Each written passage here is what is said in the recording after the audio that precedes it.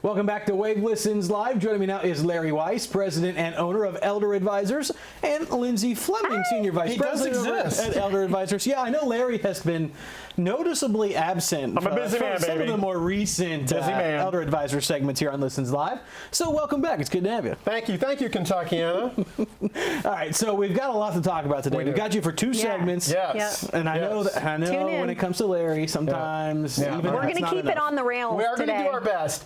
I'm blessed. I love what I do. I really do. I'm having the time of my life. I've got great people. Yes, that includes Lindsay Fleming. A little dramatic pause. That's showbiz. Jeremy, the director, is asking, "Where's your tie?"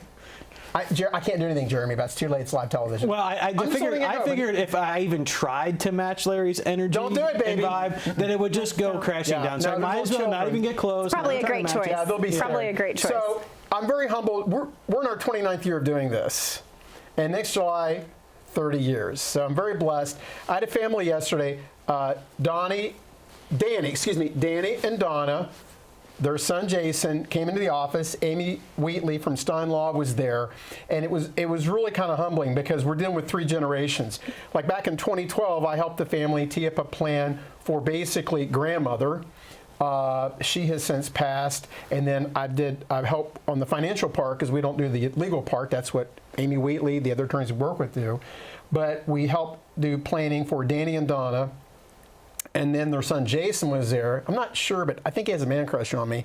But he was there yesterday as well. So the lawyer was doing a lot of lawyer stuff, and we basically had 3 levels of generation of asset planning yesterday. Mm-hmm. And you could not have better people. I mean, Donna knows me very well. She really does. We've been together a long time with clients, and it was really just kind of great just to kind of out of time just to sit down with that. And it's humbling for me.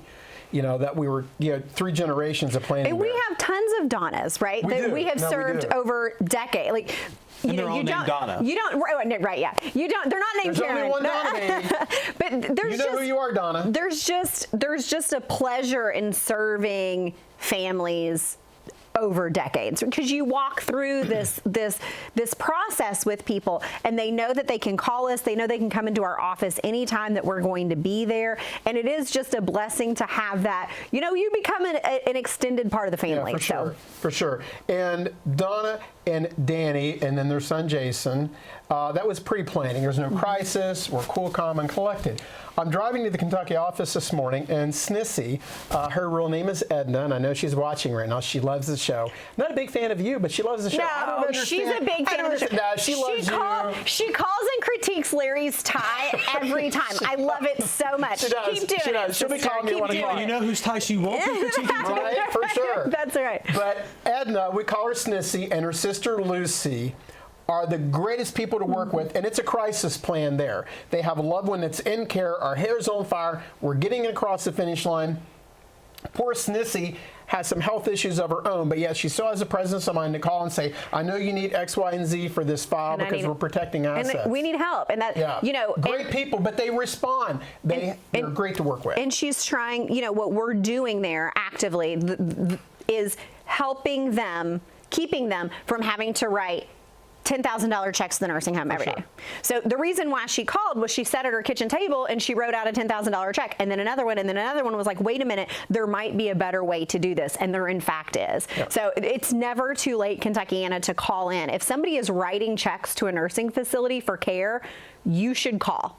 You should call today, 800-763-7930, to get in for a free consultation, a free discovery meeting to figure out what's going on, because we can help.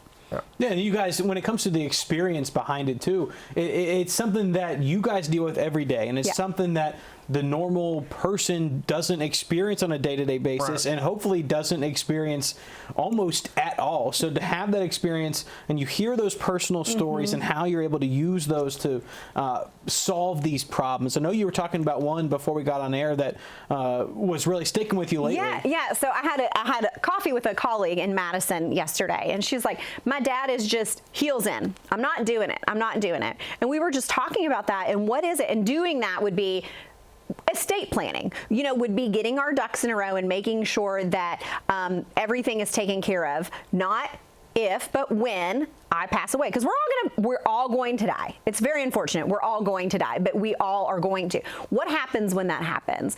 And calling 1 hour to come in and sit with elder advisors can save your children literally months and months of heartache and frustration when you pass away. So why do people not do these plannings? They're scared. They think it's expensive. They think nothing can be done. There's a lot of reasons, but all of those are untrue. We can, in 1 hour, usually develop a plan that will protect assets so folks are not writing huge checks to the nursing home, so that when something unthinkable happens or thinkable happens, that the children and their legacy has the tools they need to move on. And Larry, I know we wanted to talk a little bit today too about the limitations and also the ability of Medicare and what it does during the situations, especially during certain situations that require some behavioral health attention. Yeah. Well, a lot of times, everybody's conditioned to think I'll get 100 days for Medicare, or at least I get my 20 days. But if the patient is going to the hospital on a behavioral issue or things like that, I'm going to let Lindsay pick it up from there. Yeah, so there's different types of hospitalizations, and a lot of times dementia, Alzheimer's is on the rise, people are slipping. Those types of hospitalizations that require those medication adjustments, the physical aspect, or it's not like a broken hip, it's harder to rehab. They're getting less and less time. So there's not that opportunity. They may get none. Yeah, there's not that opportunity to go, and people are surprised to hear that, well, I've been in the hospital, but it was behavioral health. So I'm sorry, your only option for rehab or a next step is to write a check. And people don't understand that. And those type of families with that situation, and it's really hard to find out what side you're going to fall on the fence on that, but that's a pre-crisis plan where families can come in and start to get ahead of this stuff instead of just waiting, with the gentleman in Madison keeping his feet dug in the ground to do nothing. There are still things we can do on a pre-crisis level to avoid some of these problems, because the sad thing is Dad's going to be fine. It's the daughter Madison's going to take it in the shorts, realize she has no options, there's bills everybody wants paid, everybody's screaming at her, and she can't do anything. It was because Dad was hell-bent to keep his feet in the ground, not wanting to do anything, and he's going to be fine, but the daughter's the one that has to suffer for that. And it's so sad, because sometimes we can't help those families. It's so far gone, we just kind of, say, well, maybe you can call an attorney, maybe there's some legal nuance, but it's such a train wreck, we can't do anything. And shame on Dad for not trying to at least trust his daughter that he raised, and he knows her, and she's 65 years old, and he doesn't trust her to feel well enough to let the daughter do some things. He gets really passionate about it, and really passionate. We've got plenty of time to talk more about that, because we've got a second segment with Larry and Lindsay coming up. They're sticking around for one more. We'll continue our conversation so that you don't go broke in a nursing home. See you in a sec.